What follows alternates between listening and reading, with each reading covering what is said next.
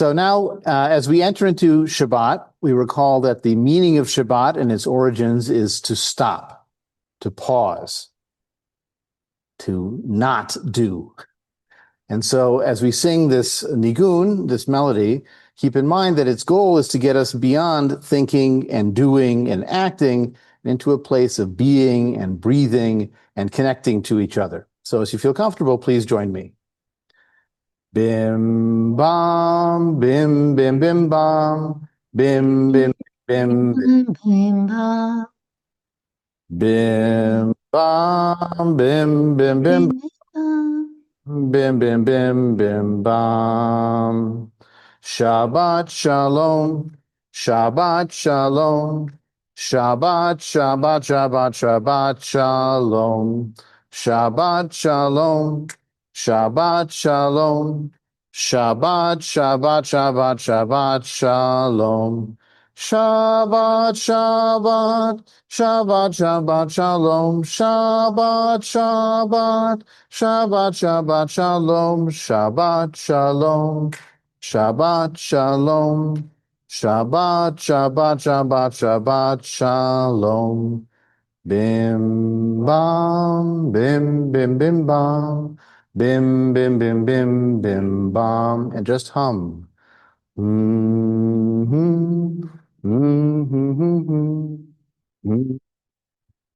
At the conclusion of this poem, entitled Shabbat Moment by Marsh Piercy, I invite us to enter into a space of quiet reflection and calm breathing and connecting.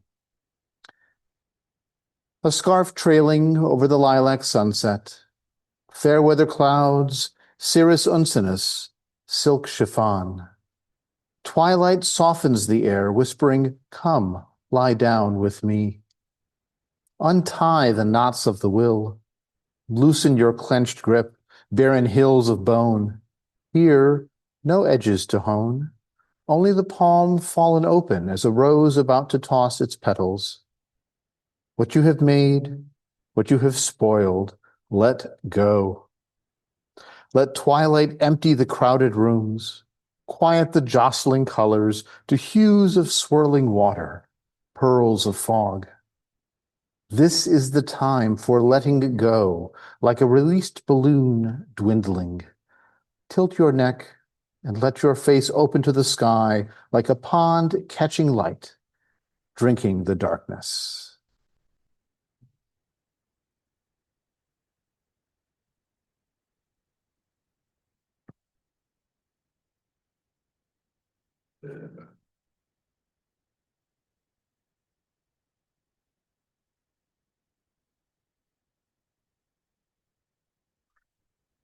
And now we return to celebrate our connection to each other through Shabbat. And we light candles on Shabbat to provide both light and warmth of community. This evening, I'd like to invite Leah and Helga to come forward to light our Shabbat candles as we sing Baruch HaOr. Let us light these lights.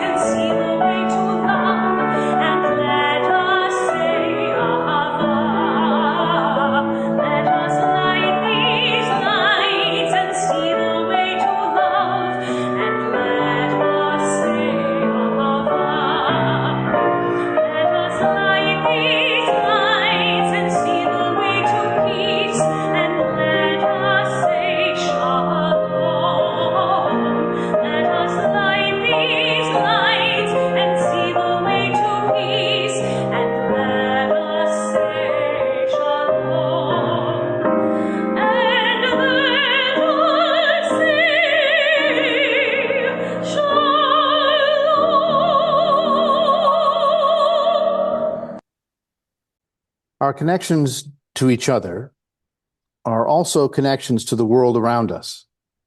Each of us lives in our own space, has gone through time in our own way, comes from different places, and yet shares our rootedness on this world. So when we share wine together on Shabbat, it reminds us of these connections we have to each other, to the people that made this possible, but also to the natural world from which the fruit grows. And so this evening, I'll sing our Kiddush in Hebrew. If you'd like to join me, please do. And then we can say the English all together. Savri Maranan V'Rabbanan De'etmol, Kiddashnu et hayayin. Savri Maranan V'Rabbanan De'hayom, Baruchim Borei Pri Hagafen. HaShabbat Mesamchenu, HaShabbat Merapenu, Legufotenu, Lenafshotenu. HaShabbat Me'ashrenu, Baruchim Hashomrim et Yom HaShabbat. In English together, the rabbis and sages of old proclaimed, we sanctify this wine. The rabbis and sages of today proclaim, blessed is the fruit of the vine. Shabbat makes us joyful. Shabbat heals us in body and in spirit. Shabbat enriches us. Blessed are those who keep the Shabbat. L'chaim, to life.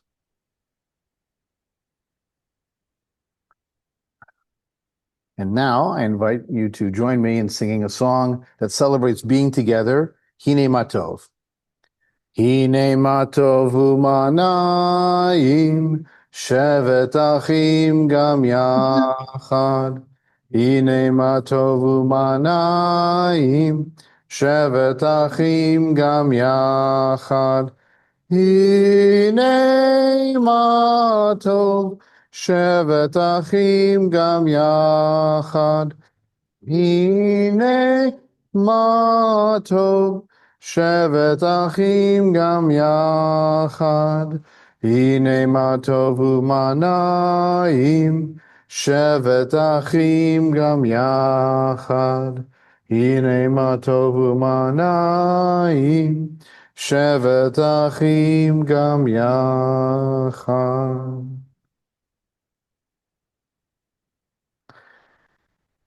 In this moment of silent communion, a still small voice beckons me to pursue my life's work with full attention, though no eye is upon me. To be gentle in the face of ingratitude, even when slander distorts my nobler impulses. To meet the end of the day with certainty that I've used my gifts well and with dignity.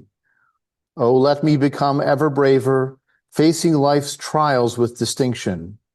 May I live on in deeds that bless others and offer the heritage of a good name.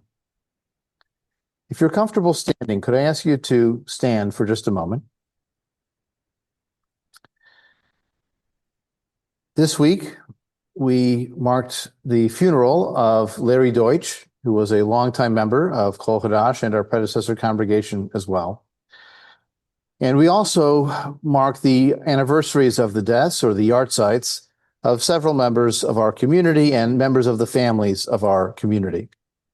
And so tonight we remember with great love Alvin Arbitman, Dorothy Arbitman, Jerome Dribbin, Nanette Fried, Beverly Friedlander, Felice Friedman, Joel Friedman, Abert Goldman, Lawrence Handelsman, Warren Heron, Yona Holland, Dorothy Kramer, Gladys Lyshenko, Charles Lippitz, Sherwin Malice, Elliot Meerman, Monty Moses, Rose Pashko, Robert Reynolds, Norma Rittenberg, Shirley Robin, Willa Runnerstrom, Charlotte Schoenbrod, Siegfried Silberman, Sylvia Simon, Frida Simon, Shelby Small, Peggy Small, Simone Solomon, Sam Tenenbaum, Max Wagner, David Weisberg, and Sherwin Wine. If there are any other names that those here this evening would like to remember, I invite you to speak them out loud at this time. And those online as well, feel free to unmute or to type in the chat to share a name to remember.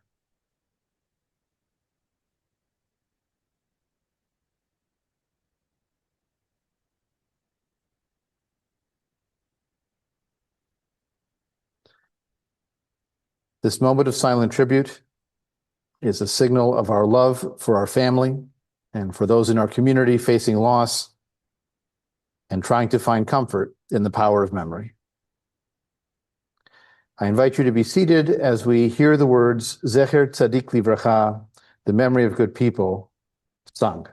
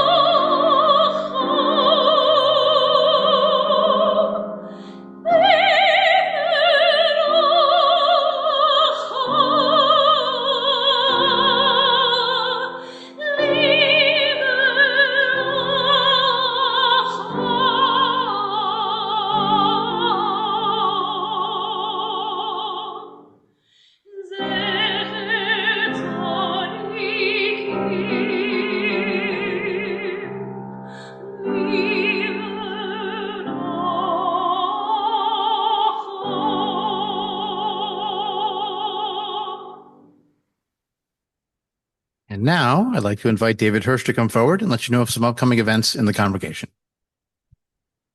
Shabbat Shalom. As always, there's a lot going on, so this is just a little bit. Everything is in the Shofar newsletter, the Wednesday emails, and on our website, kolhadash.com. Our Women's Canasta group meets Mondays, and they will meet on the 28th at 11:45 at Dimitri's. My mother is the contact person if you want to ask questions about that. Rabbi Shalom will be speaking at the Chicago Skepta Camp, which is at Dimitri's in Deerfield this Sunday, July 27th from noon to 6th. You know who to talk to if you have questions about Skepta Camp. Our next Shabbat service will be Zoom only. So on Friday, August 8th, the rabbi will be talking about becoming Jewish. Don't come here.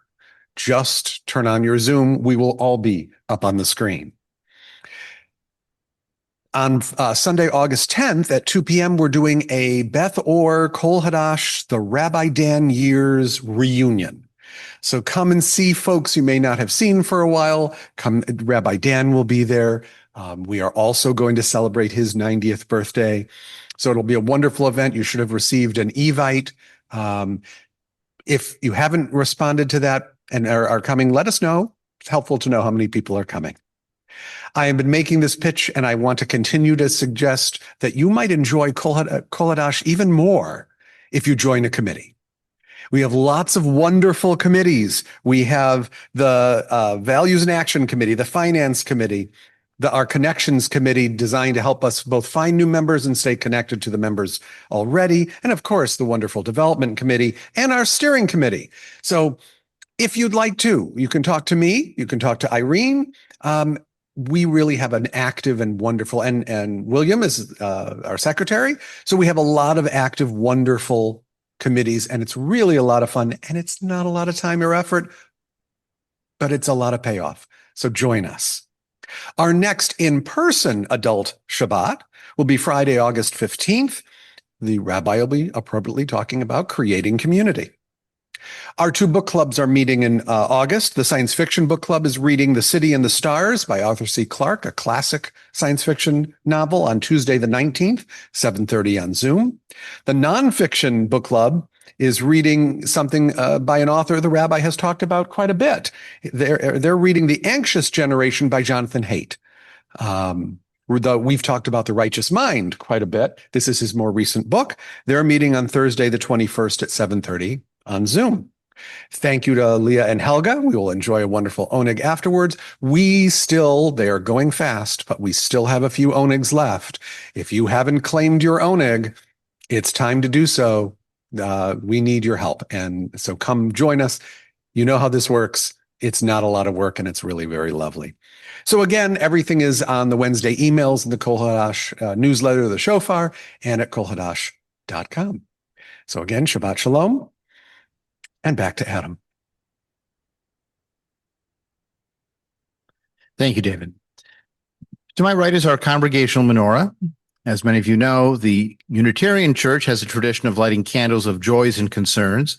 And so we've adapted that to a Jewish context by using the symbol of the menorah, which dates back to the original menorah that stood in the temple in Jerusalem before that was destroyed in 70 of the Common Era. But also it represents the many strands of our lives that come together as a diverse community that shares core values. It's a chance for us to light candles to share what's happening in our lives. It could be a candle of concern for someone facing an illness. It could be a candle of joy for someone who's experienced something wonderful, or someone something that you're very happy about, or it could be a candle of memory for someone whose memory strikes you in this season. Now, I know that Steve Rosenzweig has some very good news, so I'll invite him to unmute and to share that as the appropriate beginning of lighting the first candle.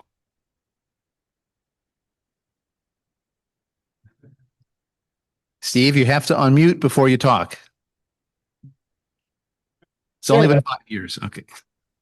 As many of you know or may not know, I've been suffering from kidney disease for 20 years, and I've been on dialysis since March.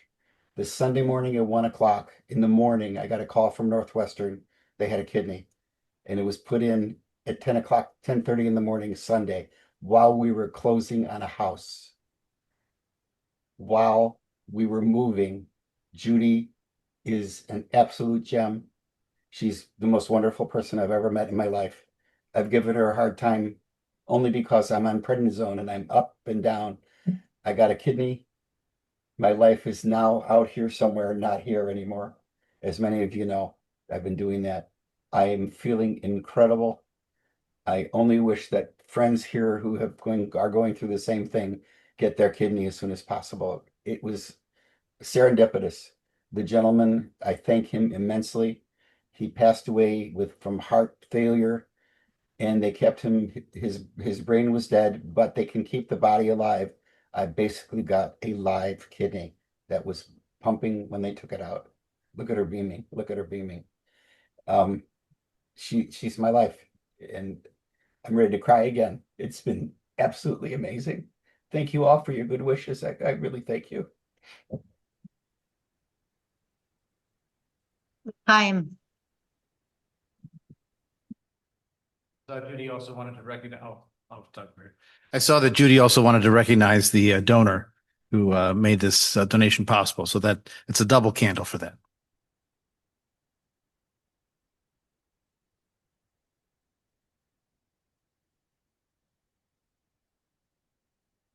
I'd like to light a candle. I don't know if you can hear me. Yes, fine. Yeah, and my response, Stephen, I don't know you, but there's no more appropriate time to say l'chaim. And so I want to light a candle in memory of my mother, but also for a joyful moment. She died 19 years ago. So this Monday, I'm going to upstate New York on the edge of Vermont for a first and hopefully not only reunion of family at my brother's place. My brother's turning 83. He does not know my grandchildren other than via FaceTime. They're actually stuck because they can't get into JFK right now. They were diverted to Syracuse, from California. But it is, as my brother refers to, my progeny. So it's my brother and my progeny for the week. And there's much joy in anticipation, and hopefully, I'm sure experientially as well. My mother and father would be happy to see this. Thank you. I would like to light the next candle in memory of Larry Deutsch, who I mentioned in the memorial section. Larry was quite a large personality. He had a very strong, deep voice. If you heard him, you would remember it. He had a wonderful sense of humor. He had a very sharp insight into people and their needs and what he felt they needed to hear, which wasn't always what they wanted to hear. Um, he had three daughters, and some of you who were involved in the congregation some years ago may remember his four redheaded grandchildren that made their way through our school over those years. I had a chance to see them all again. They've all stretched. They're a lot taller now than they used to be. And they all assumed that my kids were still 5 years old. So that's how time flies, I guess. But in any case, it was nice to spend some time with the family and to hear their memories of their Poppy Larry, and also had to have a chance to celebrate his life one more time. I'll mention one other story about Larry. So Larry was gay, and he partnered with a man named Bill beginning in 1989. When I first met them in 2004, when I first came to Kol Hadash, I had mentioned the idea of officiating some kind of commitment ceremony because that's what we had in 2004 for gay couples. And Bill was somewhat interested. Larry was not at all interested. But about 10 years later or so, it became legal in the state of Illinois to perform these weddings. And so we indeed scheduled a wedding ceremony for them. And then they made a mistake. The wedding was in Medina. If you don't know where it is, don't worry. It's not many people know where it is. It's way out there. But they got a wedding license in Cook County. And you have to sign the license in the county where the ceremony is taking place. So I said to them, well, let's make the best out of this. Where should we meet up to sign this? In Cook County, somewhere. They lived on the north side of Chicago. And so we decided to go to the Chicago Botanic Gardens. And we went to the Japanese gardens and house that are there. They were interior decorators. And so this was a connection to their work life as well. And we had the bare minimum you need to sign a license. The two of them and me and the wedding license and a pen. And so we were able to sign the license together. I have a nice picture of the two of them holding the license in front. And then that date, which was a week before their public ceremony, happened to be exactly the date that they had met, July 20th. In 1989, they met. In 2015, we signed the license. And they made it 36 years together in a very loving and positive relationship and a role model relationship for their children and their children's friends. It was really a wonderful continuity of generations. And so this is in memory of Larry and in recognition of Bill and all of the daughters and grandchildren.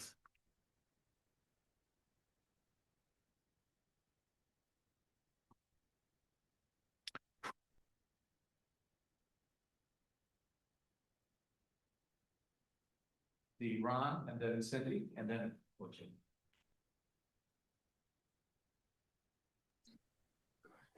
So I am wishing my husband Ron a very, very happy birthday. He turned 70 yesterday, and he and I made it to the Botanic Gardens. As a matter of fact, we got there in the morning and we spent some time walking around because it was so hot.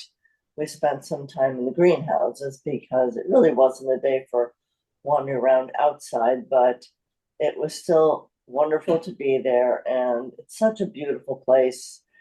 It's a favorite of mine, and I'm grateful that it is so close by. And I am hopeful that he will be with me for many more years to come. Thank you. Cindy, please. This year we joined a CSA, which is essentially a weekly portion of whatever is harvested at a local farm. And some of you who are local may have seen a few weeks ago the farm that had their cattle get loose, wandering around the suburbs. That was the farm that we are connected to for the summer. And it took 12 days of the hottest part of the summer so far this year to collect them all and get them all back safely. But they were able to do so without losing any of their animals.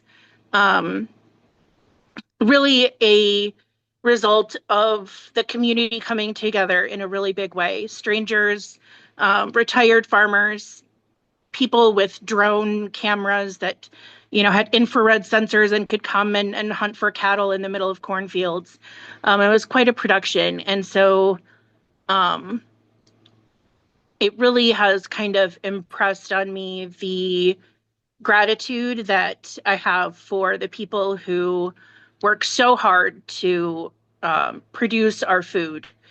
The farmers, the local folks who transport it, all of the people who are involved.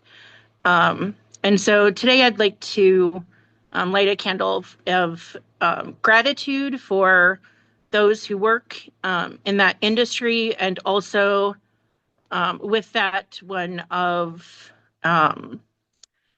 concern and well wishes, because I know that this is a particularly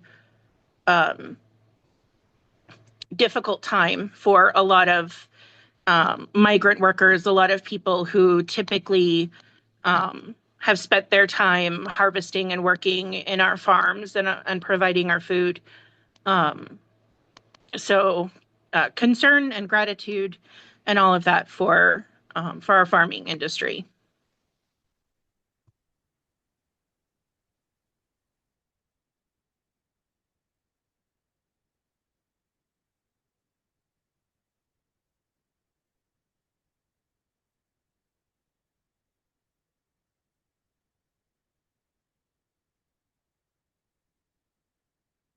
Okay, William Brinkman.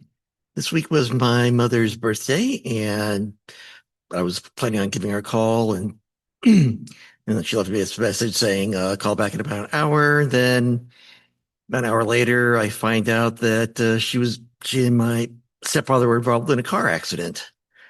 Yeah, but the good news is they're fine. Their car's totaled, but after a trip to the hospital, they're okay and they're back at home. And my mother can joke about it, how it was her worst birthday ever. But she's okay. They were fine. Yes.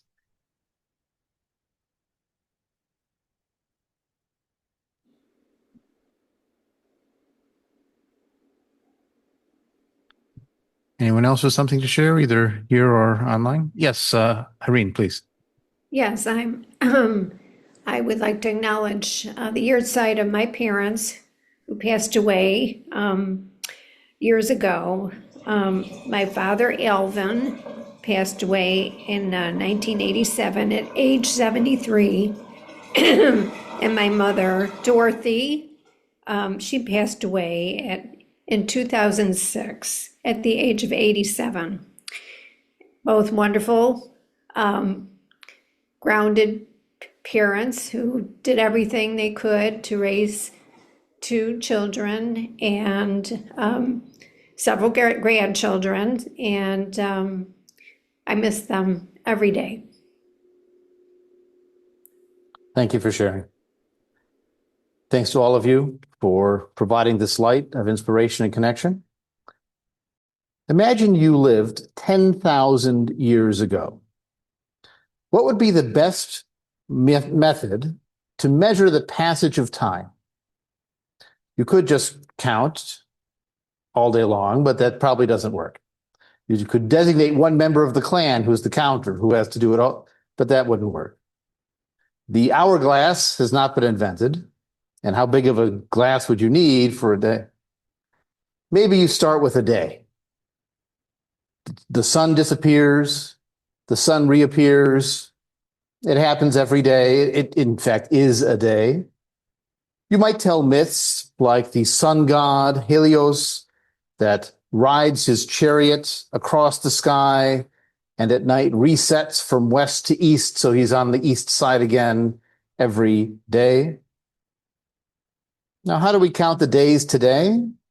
It's 24 hours of 60 minutes each, and 60 minutes of 60 seconds each. And a second is measured technically as a certain number of oscillations of a radioactive element. Nothing natural about any of it. I mean, the radioactive element is natural, but the 60 and the 24, and it has nothing to do with what's happening out there in the heavens, in the sky, in the world. We do know that the sum total of that period of a day is one rotation of the Earth. Not an orbit around the sun, but the Earth spinning on its axis one time around is one day. We remember it's not Helios and the sun going around the Earth. It's the Earth rotating, facing the sun and then not. So let's say we count up the days and we want to count many days. How do we do that? Well, most people, most cultures have come up with a concept of the year. When the length of the day is the same as it was a year before. That's how you define a year. You could use it based on elements of the sun's cycle, right? The solstice or the equinox, those are each a full year's worth, 365 days apart from one summer solstice to the next summer solstice. We know that a lot of cultures knew this was true. The annual flooding of the Nile in Egypt happened every 365 days. Babylonian astronomers knew how to count the days and how to mark the solstice and the equinox. In fact, the Babylonian astronomers could count even further. They marked the rising of certain constellations and the movement of constellations across the sky that took many years to accomplish.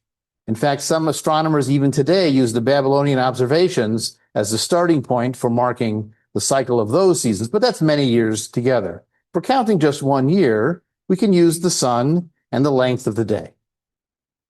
Now today, with all of our science, we know that a full trip of the Earth around the sun is not exactly 365 days.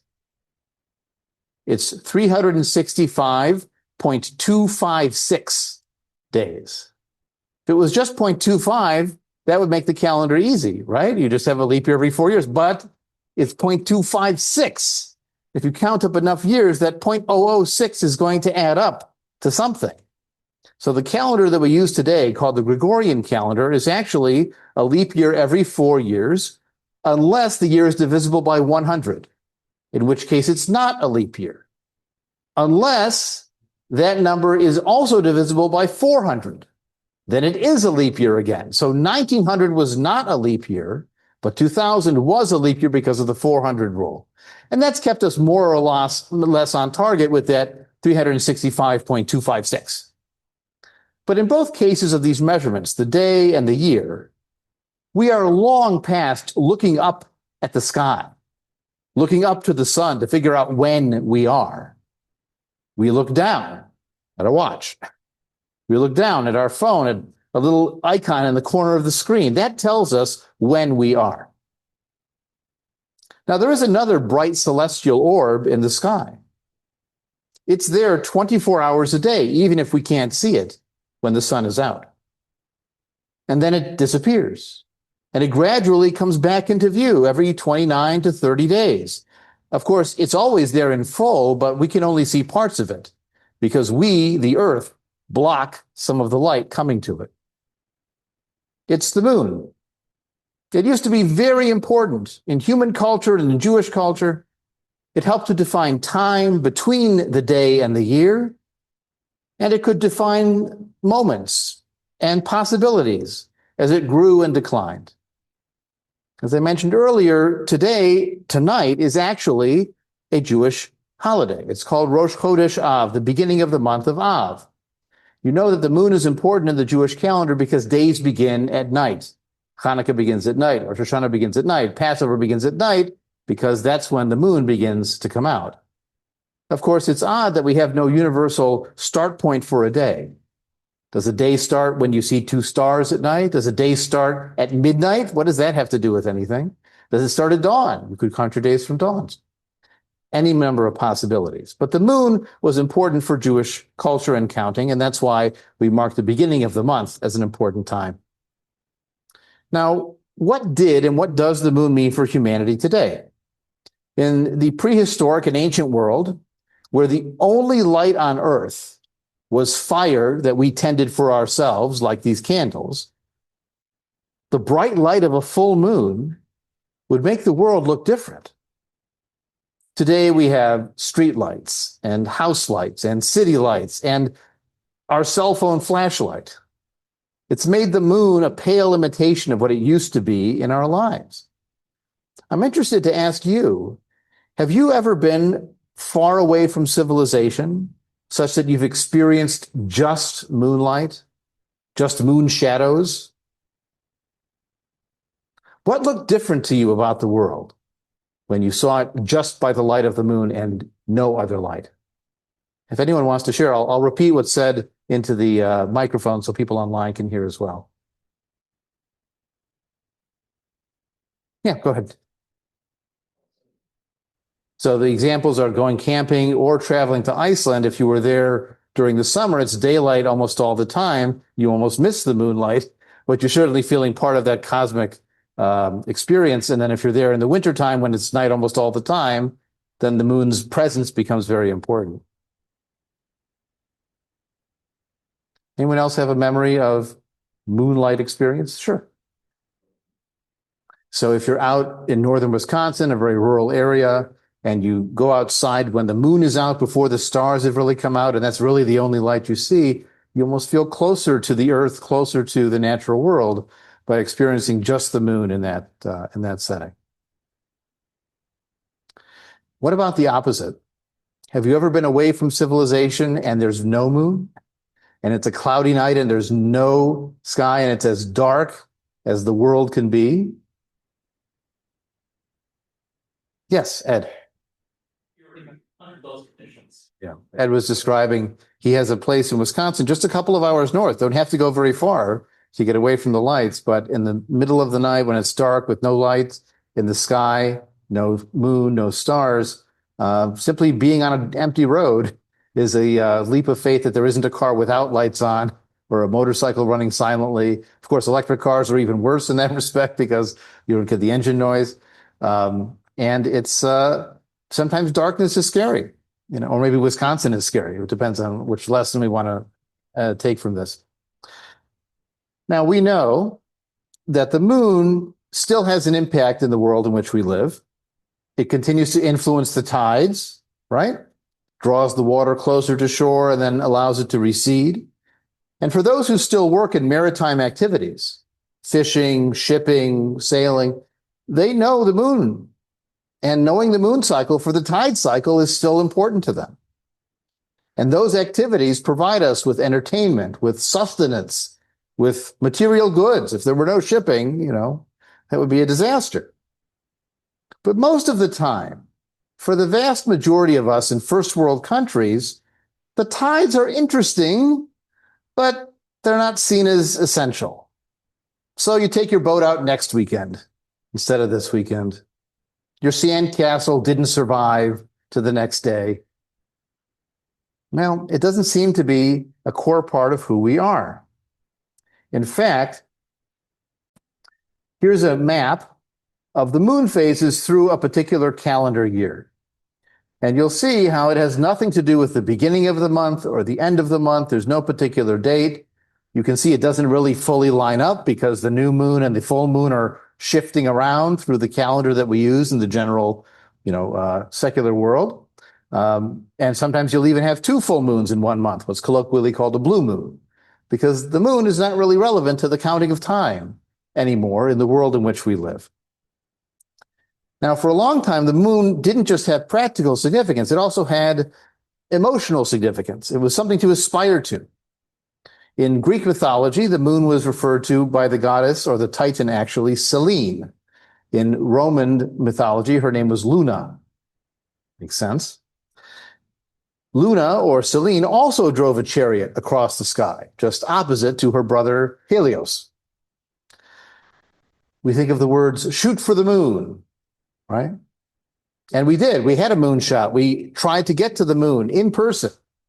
And that moon race culminated on July 20th, 1969, 55 years ago last Saturday, when human beings actually set foot on the lunar surface. Since that time, we've learned even more about the history of the moon, the composition of the moon, its role in occasionally intercepting meteors that were coming to smash into the Earth, the moon's birth from the Earth itself after a cataclysmic collision, and its composition that could possibly make the moon a stepping stone to exploring even further into space. We made it to the moon, and we can do so much more. But do we need people? Robots, after all, are much more efficient and don't need food and air and water. So we might explore more without people. And maybe the most important discovery from the moon was what we learned about the Earth. If I can get the image. There we go. This is a famous image. It's called Earthrise. This was actually taken in 1968, before people had landed on the moon. This was a probe going around the moon as a test run before landing on the moon. But seeing the Earth emerge from behind the shadow of the moon showed how vulnerable the planet was. It helped to spark the environmental movement in the later 1970s. It shows tremendous activity with the storms and the clouds and everything. It's a marvelous image of who we are. But the moon is the backdrop. The moon is the setting. We didn't need necessarily, we could have looked back at Earth from far away anyways.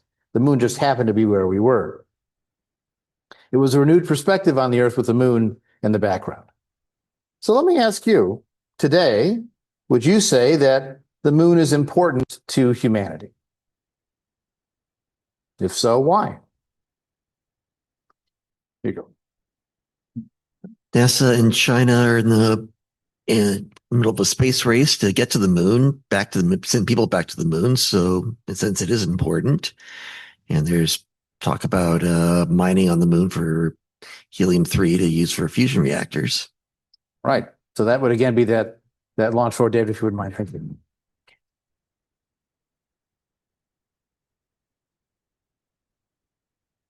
You're going to launch that.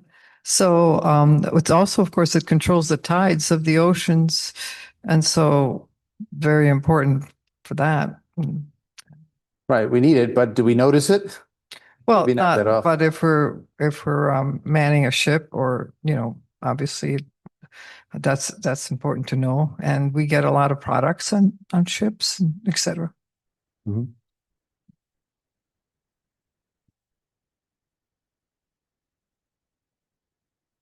Without it, how would musicians have created Shine on Harvest Moon?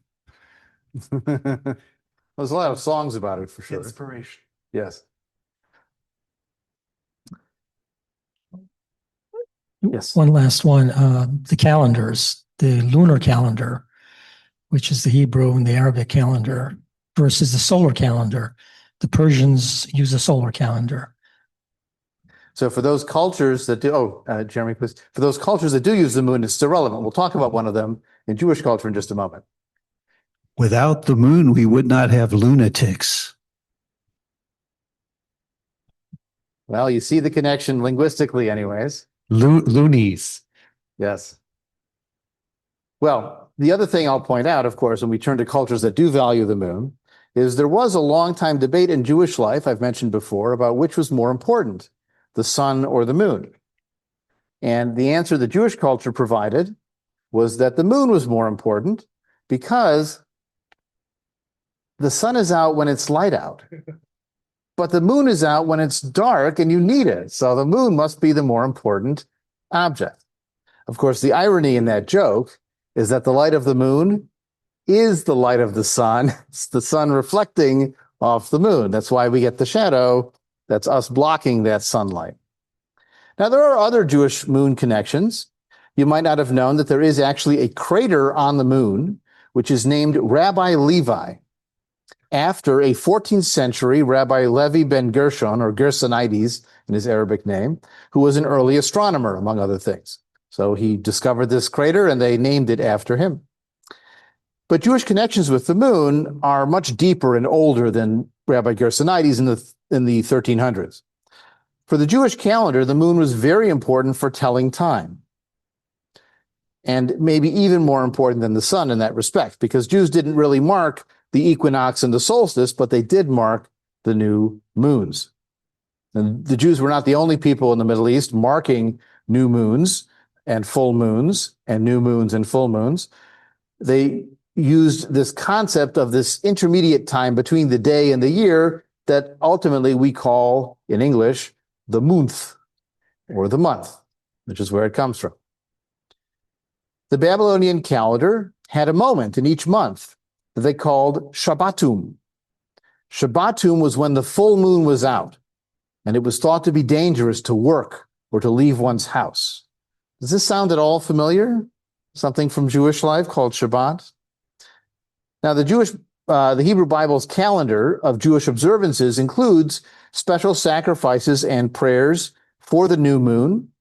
It includes a calendar of Jewish holidays that's organized so that many festivals fall on the 15th of the month, which is a full moon. Jewish months are designed that way. And there are a number of Jewish holidays that land on those dates. So here's an example of, let me jump to the right image here. Here's an example of a calendar that matches the Jewish month. If you notice, the 15th of the month is a full moon. And the first of the month is the beginning, the first sliver of the new moon. And the very end of the month, the 28th or 29th day, or sometimes the 30th day, because the moon cycle is actually 29 and a half days. Why should it be easy? The 29th or 30th day is going to be the totally dark sky out there. Now, this is how the Jewish calendar works. And here are some examples of holidays that land on the 15th of the month. Sukkot, the fall harvest holiday, is on the 15th of the month. Purim, the midwinter holiday, that's sort of like the Mardi Gras of Jewish life, that ends on the 14th of the month.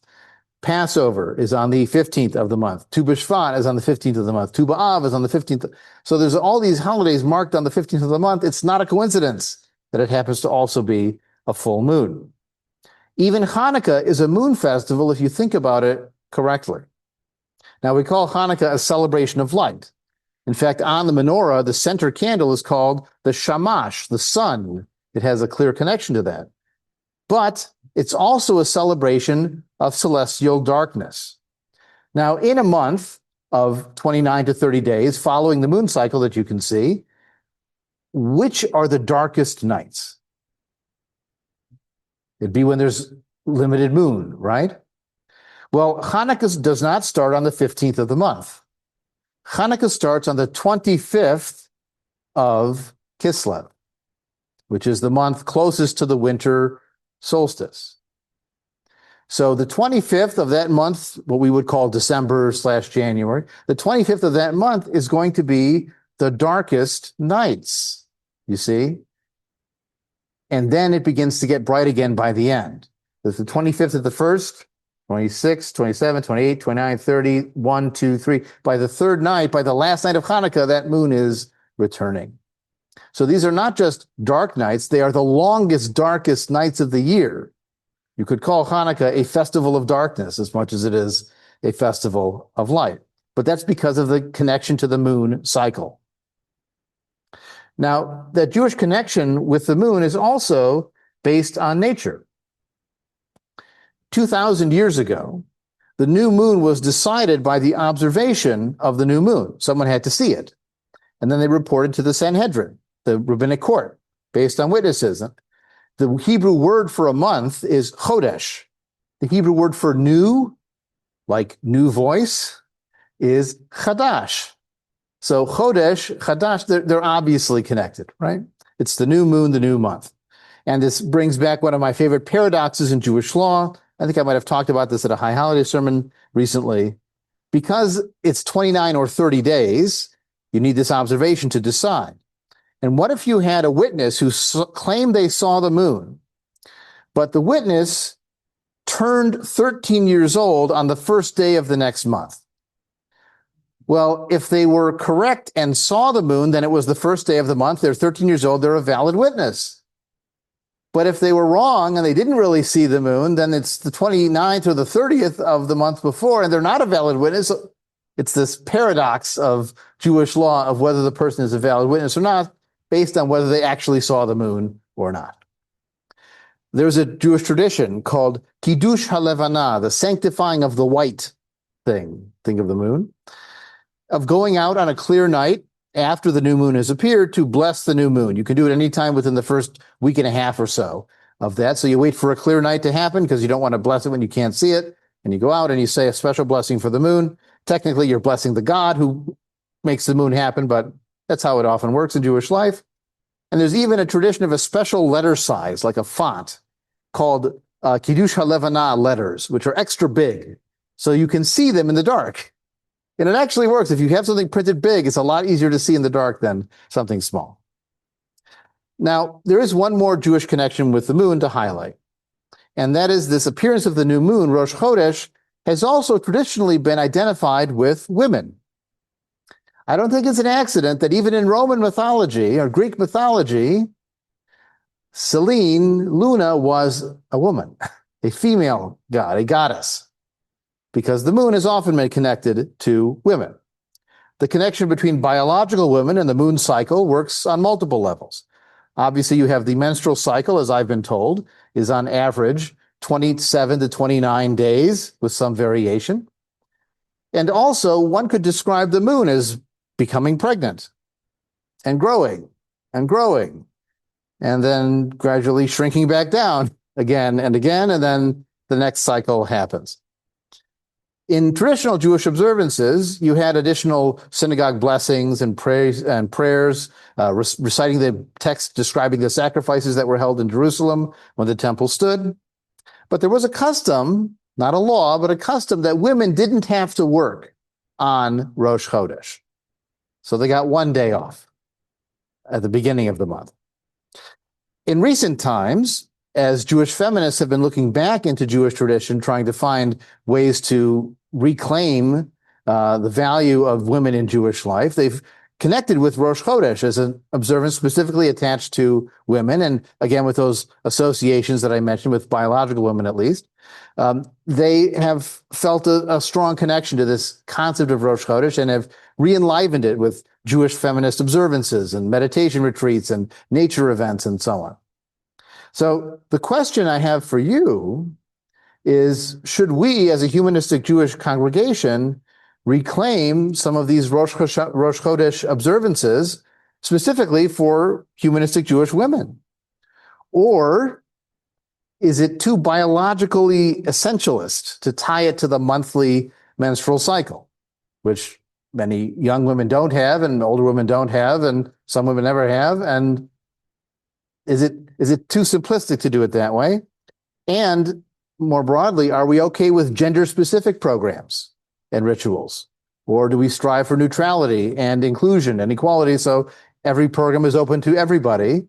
Or can we have that separate gender space for observances, especially ones reclaiming traditionally Jewish and women-identified programs? So I'm curious for your thoughts, having heard just this little bit about the moon and Jewish life in Rosh Chodesh. Is this something that would be worth our exploration, or something that we would want to keep? And Cindy's pointing out that trans men, non-binary folks, sometimes also experience menstruation. So if that's the primary connection, then that might be a challenge. So any thoughts on what does Rosh Chodesh mean for us? I'll respond. Sure. I think there is value in affinity groups, but I'm not certain they need to be connected to the moon. So I think there's value in people who are similar to each other getting together to talk for whatever that is and whatever those similarities are. That's what an affinity group is. But I'm not certain that the moon or celestial or otherwise ritual issues need to drive that.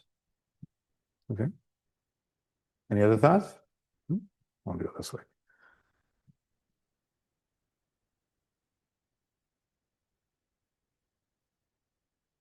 Please, Marjorie.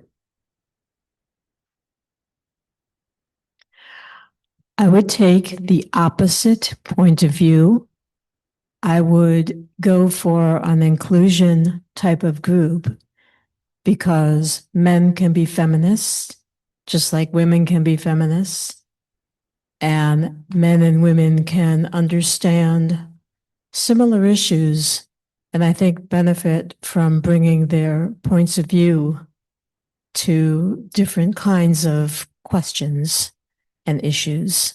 I would be for inclusion. And I'll respond with just a both and. Yeah. That There is value in affinity groups, and there are value in heterogeneous groups. There's no one answer, right? There's no one meaning to what the moon can mean or should mean. This is one of those ongoing conversations that Jewish culture will have and Jewish communities will have over the years. The moon has many levels of importance. Is this going to move? There we go. The moon has many levels of importance today for Jews, for human beings, for anyone to feel a connection with the natural world. You feel part of the universe in a meaningful way. We were fortunate in the Midwest over the last decade or so. We've had two experiences of something called a solar eclipse. Hopefully you had a chance to see some of it, even if it was only the partial and not the total eclipse. I found those to be very powerful moments. We experienced one in Southern Illinois, another one in Ohio. You feel very small, but you also feel connected to the universe because you're seeing the moon move across the sun. Like you're seeing these bodies orbiting in real life, not in a video and not in a simulation and not in, toy objects that you've built on a Lego set or something. This is real celestial movement. This is feeling part of the universe. So you feel small, but you feel connected to something so much larger than yourself. In many ways, the moon inspired the invention of telescopes to look closer, to see more. And once we looked out, we also learned we could look in and down and understood more about the life here and now. There's a marvelous, about 10-minute documentary from the 1980s called Powers of 10, which starts with a couple sitting on Lakeshore Drive in Chicago, actually, and they zoom out 10 meters, 100 meters, 1,000 meters, on and on and on to the end of the universe. And then they go back to that person and they zoom in on their hand again, another order of 10, another magnitude of 10. And what's amazing is at the subatomic level and the massive cosmic level, it begins to look the same. That's the power of the moon as an stand-in, as a bridge, as a trigger to think about our place in the entire universe. We find the truth that lies beyond our grasp, beneath the surface. And so I want to conclude with a short poem by the Israeli poet Leah Goldberg, where she draws on the concept of the moon as an expression of the passage of time, but also the power of loving connection. It's called Remembrance of the Beginnings of Things.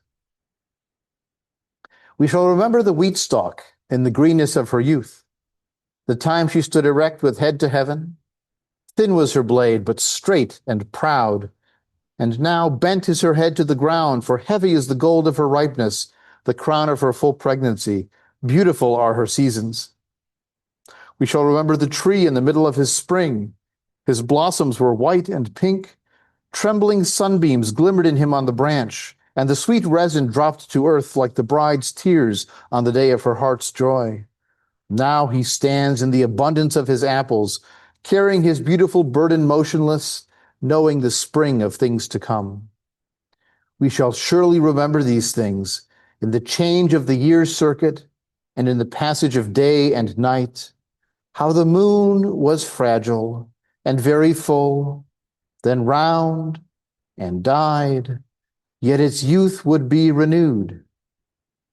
We shall surely remember the beginning of our love, when she was tremulous as a fawn, a beautiful doe lowering her eyes, and there she has become fully grown, with her open face and her deep voice.